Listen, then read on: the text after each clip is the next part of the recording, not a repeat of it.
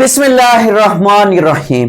Federal government educational institutions जिसको FGEI भी कहा जाता है, ये जो कंटोनमेंट्स के या गैरिजन्स के इंस्टीट्यूट्स होते हैं, इनमें टीचिंग स्टाफ और नॉन टीचिंग स्टाफ की जो पोस्ट्स हैं वो अनाउंस की गई हैं। अब इनकी अगर हम बात करें कि रिक्वायर्ड एजुकेशन क्या है, इसमें कोटा कितना है, कौन सी क्वालिफिकेशन की बात करेगा, या इसमें कौन सी एज वाले कैंडिडेट्स जो हैं वो अप्लाई कर सकते हैं। और इनकी अगर सबसे अच्छी बात बताऊं तो सबसे अच्छी बात यह है कि ये परमानेंट बेसिस पे है, पहले दिन से ये परमानेंट है। और इस पे अगर बात ये करूं कि कौन अप्लाई कर सकता है, तो इस पे पूरा पाकिस्तान अप्लाई कर सकता है, इंक्लूडिंग गिलगित बल्तिस्तान, इंक्लूडिंग कश्मीर, जो आजाद कश्मीर है, वो सारे इसमें अप्लाई कर सकते हैं। अब यहां पे अगर देखें ना, तो यहां पे ओपन मेरिट 7.5% है, पंजाब 50% है। पंजाब को फिर डिवाइड किया गया है, मेरिट नॉन मुस्लिम्स की सीट्स अलग हैं, फिर पर्सन्स विद डिसेबिलिटीज। फिर इसी तरीके से सिंध रूरल की बात करें, सिंध रूरल 11.4% है, उसका कोटा है, ये कोटा है।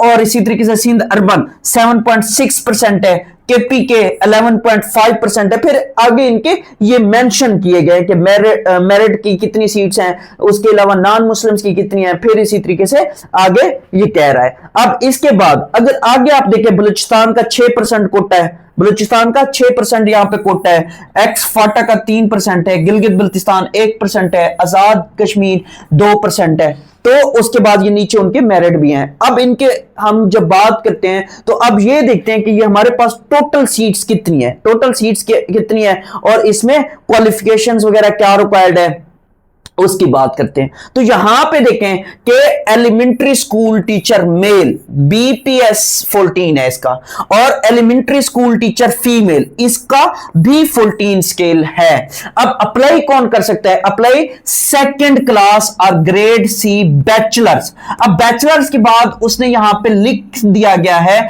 कि 4 साल एजुकेशन होना जरूरी है, बैचलर 4 साल। इसका मतलब यह कि जिसके पास भी 16 साल तालीम है, 16 साल तालीम से क्या मुराद है? कोई भी सब्जेक्ट हो, कोई भी आपका सब्जेक्ट हो, चाहे इस्लामियात है, पाकिस्तान स्टडी है, ज्योग्राफी है, कोई भी सब्जेक्ट है, लेकिन आपके पास 16 साल एजुकेशन है, आप इसमें अप्लाई कर सकते हैं। अब आगे क्या कह रहा है? Are equivalent. इक्विवेलेंट का क्या मतलब है? इक्विवेलेंट का मतलब यह कि जिसके पास BS डिग्री है वो तो कर सकता है, जिसके पास MA MSc है वो भी इसमें एलिजिबल है, वो भी इसमें अप्लाई कर सकता है। तो इक्विवेलेंट का मतलब यह कि जिसके पास MA MSc डिग्री है वो अप्लाई कर सकता है। और अब इनकी सीट्स की जब हम बात करते हैं कि टोटल कितनी सीट्स हैं, पंजाब की कितनी है, फिर इसी तरीके से बाकी आगे देखते हैं, तो यहां पे देखें कि ओपन मेरिट पे मेल्स की 10 सीटें हैं और फीमेल की 6 सीटें। इसी तरीके से पंजाब के ओपन मेरिट की बात करें, पंजाब के ओपन मेरिट की 56 है, फीमेल्स की 32 है। और नॉन मुस्लिम्स की, पंजाब में जो नॉन मुस्लिम्स रहते हैं उनकी 4 सीट्स हैं मेल की, और फीमेल्स की 2 हैं। और अगर पर्सन्स विद डिसेबिलिटीज की बात करें पंजाब की, तो पंजाब की 1 सीट है, फीमेल की कोई नहीं है। अब इसी तरीके से सिंध रूरल की बात करें, सिंध रूरल में मेरिट और साथ में नॉन मुस्लिम यहां पे लिखा हुआ है, तो सिंध रूरल में मेल्स की 8 हैं, फीमेल्स की भी 8 हैं, और इनमें नॉन मुस्लिम्स की 1 है और फीमेल नॉन मुस्लिम्स की भी 1 सीट यहां पे है। और अगर इसी सिंध अर्बन की बात करें, सिंध अर्बन की, तो सिंध अर्बन में मेरिट पे 9 सीटें हैं, जबकि फीमेल्स की 5 सीट्स हैं। और इसी तरीके से सिंध अर्बन में नॉन मुस्लिम की 1 सीट है, फीमेल नॉन मुस्लिम की कोई सीट अनाउंस नहीं है। और इसी तरीके से आगे देखें, आगे क्या कह रहा है, फिर और कौन कौन से हैं, जैसे KPK है, KPK की बात करें या बलूचिस्तान की बात करें, तो KPK में जब हम बात करते हैं तो मेल्स की बात करें तो 13 सीट्स हैं, मेल्स की 13 सीट्स हैं, फीमेल्स की 7 हैं। और इसी तरीके से KPK नॉन मुस्लिम की 1 है मेल की, और फीमेल की 1 है। और इसी तरीके से अगर बलूचिस्तान की बात करें, बलूचिस्तान में मेरिट पर 7 सीट्स है मेल्स की, ये मेल्स की, ये जो ऊपर वाली लाइन है ये मेल्स की है, नीचे वाली लाइन जो है वो फीमेल्स की है। तो 7 सीट्स हैं मेल्स की और 3 सीट्स हैं फीमेल्स की, जबकि बलूचिस्तान में नॉन मुस्लिम मेल की कोई सीट नहीं है, जबकि फीमेल की एक सीट है। और इसी तरीके से एक्स फाटा की बात करें, एक्स फाटा पे सिर्फ मेरिट है और इस पे मेल्स की 5 सीटें हैं, फीमेल्स की 2 सीटें हैं। इसी तरीके से गिलगित बल्तिस्तान की 3 सीट्स हैं मेल की और फीमेल्स की 1 सीट है। और आजाद कश्मीर की बात करें तो आजाद कश्मीर की मेल की 2 सीट्स हैं और फीमेल्स की भी 2 सीट्स हैं। इसी तरीके से अगर इन सबको काउंट करें तो ये टोटल सीट्स कितनी बनती हैं? ये टोटल सीट्स मेल की 121 सीट्स बनती हैं और फीमेल्स की 71 सीट्स बनती हैं। अब जरा बात करते हैं कि यहां पे एज क्राइटेरिया क्या है, एज कितनी रिक्वायर्ड है। तो एज के लिए यहां पे देखें उसने मेंशन कर दिया गया है 18 से 30 साल। जिनकी भी 18 से 30 साल एज है वो इसमें अप्लाई कर सकते हैं। आगे चल के वो इसमें क्या करेगा, इसमें बताएगा कि रिलैक्सेशन एज में है कि नहीं है, वो आगे चल के हम देखते हैं। अब यहां पे उसने कह दिया है कि 18 से 30 साल। अब इसमें आगे क्या करें, अगर ऊपर हम देखें यहां पे इसने ये लिखा था age limit including 5 years general relaxation, यानी कि इसमें 5 साल ऐड है जो जनरल रिलैक्सेशन किया है, इंक्लूड किया हुआ है उसने। अब आगे जाके फिर भी एज रिलैक्सेशन की वो बात करेगा, वो मैं आपको बताता हूं और इसमें अप्लाई कैसे करना है उसको हम डिस्कस करते हैं। इसी तरीके से बाकी और भी सीट्स हैं, जैसे बैंड मास्टर है, असिस्टेंट लाइब्रेरियन है, मेल फीमेल्स हैं, तो उनके बारे में भी यहां पे मेंशन है। ये है नॉन टीचिंग स्टाफ की। नॉन टीचिंग स्टाफ की जब बात करते हैं ना, नॉन टीचिंग स्टाफ की, तो नॉन टीचिंग स्टाफ में यहां पे असिस्टेंट है जिसका स्केल 15 है, स्टेनोटाइपिस्ट है, अकाउंटेंट है, अपर डिवीजन क्लर्क है, ये सारे यहां पे मेंशन है। इनकी टोटल सीट्स की अगर मैं बात करूं तो 2 असिस्टेंट की हैं, 1 स्टेनोटाइपिस्ट की है और 3 जो है वो अकाउंटेंट की हैं। 37 ये मोस्ट इंपॉर्टेंट है, 37 सीट्स जो हैं वो अपर डिवीजन क्लर्क की हैं और लोअर डिवीजन क्लर्क की 23 हैं। इसी तरीके से और भी सीट्स यहां पे मेंशन की गई हैं कि लाइब्रेरी असिस्टेंट्स की कितनी है। इनकी एज की अगर मैं बात करूं 18 से 30 साल है, 18 से 30 साल इनकी एज है। और इसी तरीके से अब जरा आते हैं मेन बात पे कि इनमें जो डिटर्मिनेशन एंड क्वालिफिकेशन है, जो मेन इंपॉर्टेंट इसके रिक्वायरमेंट्स वगैरह हैं उनकी बात करते हैं। तो यहां पे आप देखें, यहां पे वो क्या कह रहा है, age and qualification will be determined on closing date of application.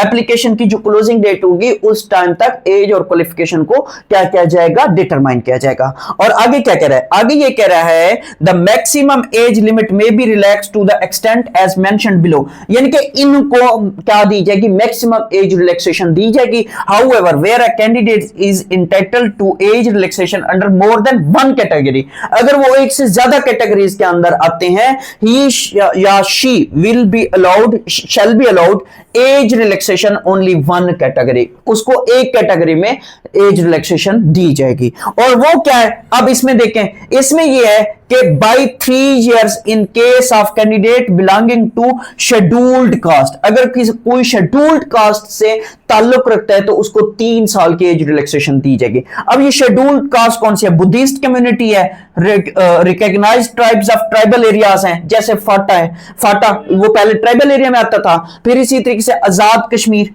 फिर इसी तरीके से गिलगित बल्तिस्तान, सिंध रूरल एंड बलूचिस्तान, इनको 3 साल की रिलैक्सेशन दी जाएगी शेड्यूल्ड कास्ट वालों को।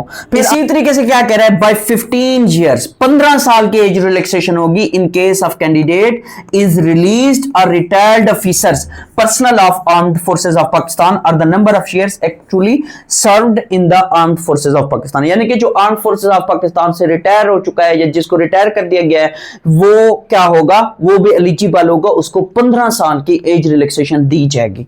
और इसी तरीके से आगे क्या कह रहा है, बाय 10 year 10 साल की किसको दी जाएगी, in case of a government servant who have completed 2 years continuous government service on the closing date of receipt of application. अगर कोई गवर्नमेंट एम्प्लॉय है और उसने 2 साल कंटिन्यूअसली सर्व किया है गवर्नमेंट ऑफ पाकिस्तान में, तो उसको कितने साल की रिलैक्सेशन दी जाएगी, 10 साल की दी जाएगी। इसी तरीके से आगे क्या कह रहा है, आगे ये कह रहा है कि 10 साल की एज रिलैक्सेशन उनको होगी जो पर्सन्स डिसेबल हैं, डिसेबल्स को 10 साल की एज रिलैक्सेशन दी जाएगी। और आगे क्या कह रहा है, आगे ये कह रहा है कि 5 साल की age relaxation in case of widower और son daughter of a deceased civil servant, अगर कोई सिविल सर्वेंट था जो फौत हो गया दौरान सर्विस तो उनके विडो को या उनके बच्चों वगैरह को 5 साल की एज रिलैक्सेशन दी जाएगी। यहां पे ये सारा लिखा हुआ है। वो फिर departmental office order notification number भी यहां पे death must be provided at the time of interview, वो आपने लेके जाना है। फिर इसके बाद आगे क्या कह रहा है, आगे ये कह रहा है कि place of posting, place of posting जो इनकी होगी, द सिलेक्टेड कैंडिडेट्स में be posted anywhere in Pakistan, कहीं पे भी पाकिस्तान में इनको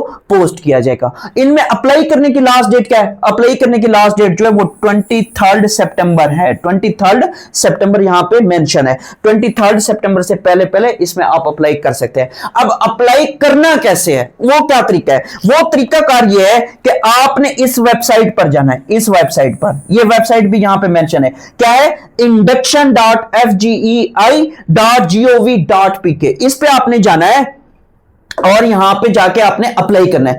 no hard copy will be entertained, यानी कि हार्ड कॉपी एक्सेप्टेबल नहीं है, आपने ऑनलाइन अप्लाई करना है। उसके बाद आगे क्या कह रहा है, candidate must upload valid required documents, click undertaking and then click the submit icon, यानी कि अंडरटेकिंग भी ये देंगे। और फिर इसी तरीके से आगे क्या कह रहा है, incomplete application and application submitted after closing date will not be entertained, अगर इनकम्प्लीट एप्लीकेशन होगी या आखिरी तारीख के बाद मतलब सबमिट होगी तो वो एंटरटेन नहीं होगी। और इसी तरीके से क्या कह रहा है, इसी तरीके से ये कह रहा है कि based on scrutiny of applications eligible candidates, जो स्क्रूटनी होगी उसके बाद जो एलिजिबल कैंडिडेट्स होंगे उनको रिटन टेस्ट के लिए बुलाया जाएगा। रिटन टेस्ट जो है वो पेशावर, रावलपिंडी, लाहौर, मुल्तान, कराची और क्वेटा में कंडक्ट किया जाएगा, इन 6 शहरों में कंडक्ट किया जाएगा।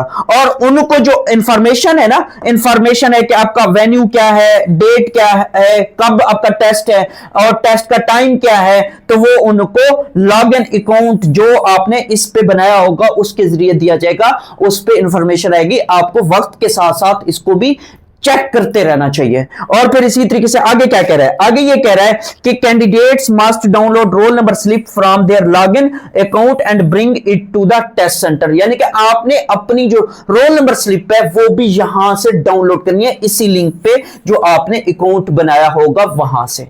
अब जरा बात करते हैं इसके सिलेबस की, कि इसका सिलेबस वगैरह क्या है। इसके सिलेबस की बात करेंगे तो इससे पहले अगर देखें ना इंटरव्यू सिलेक्शन प्रोसेस की बात करें, वो तो आप जब मतलब टेस्ट वगैरह कर लेंगे तो उसके बाद आपको इंटरव्यू के लिए भी बुलाया जाएगा।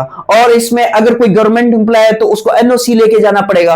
और फिर इसी तरीके से अगर कोई और आपको इंफॉर्मेशन वगैरह चाहिए तो यहां पे उनके नंबर्स भी मेंशन्ड हैं। और मंडे टू फ्राइडे बिटवीन 9 से लेके 4 PM तक आप क्या कर सकते हैं, आप राब्ता भी कर सकते हैं। और यहां पे उनका ईमेल एड्रेस भी दिया गया है। अब जरा बात करते हैं कि इनका जो टेस्ट होगा ना, वो टेस्ट कैसे कंडक्ट किया जाएगा या टेस्ट किस तरह का होगा, पहली बात। और दूसरी बात, ये जो सिलेबस आपको बता रहा हूं, ये जो कुछ अर्सा पहले आई थी यही सीट्स थी, उनके सिलेबस को मद्देनजर रख के आपको बता रहा हूं। तो इनका सिलेबस यही होता है, मोस्टली यही होता है। अगर हम इनके सिलेबस की बात करें ना तो यहां पे ये मेंशन है कि इनका जो सिलेबस था लास्ट टाइम, ये भी 2025 में आई थी, कुछ माह पहले आई थी ये सीट्स। इन सीट्स की जब हम बात करते हैं तो यहां पे देखें, यहां पे यही कहा गया है कि एलिमेंट्री स्कूल टीचर BPS 14, इसका जो वो था क्वालिफिकेशन मांगी हुई थी वो भी यही थी, 2nd class grade C master या BS डिग्री 4 ईयर। तो यहां पे आप देखें कि सब्जेक्ट वाइज इसका वेटेज है कितना है, इंग्लिश 20% होगा, पाक स्टडी 20% होगा, जर्नल मैथ 20% होगा, जर्नल साइंस भी 20% होगा, पेडागॉजी जो है वो भी 20% होगा। अगर आप इन सबको काउंट करें तो टोटल आपका 100 मार्क्स बनते हैं, 100% बनता है। तो इस तरह से इसका जो टेस्ट है वो कंडक्ट किया जाएगा। ये इसकी वेटेज यहां पे मेंशन है। अगर 100 नंबर का होगा तो ये सारे 20-20 नंबर के होंगे, अगर 200 नंबर का होगा तो सारे 40-40 नंबर के होंगे, सारे 40-40 नंबर के होंगे।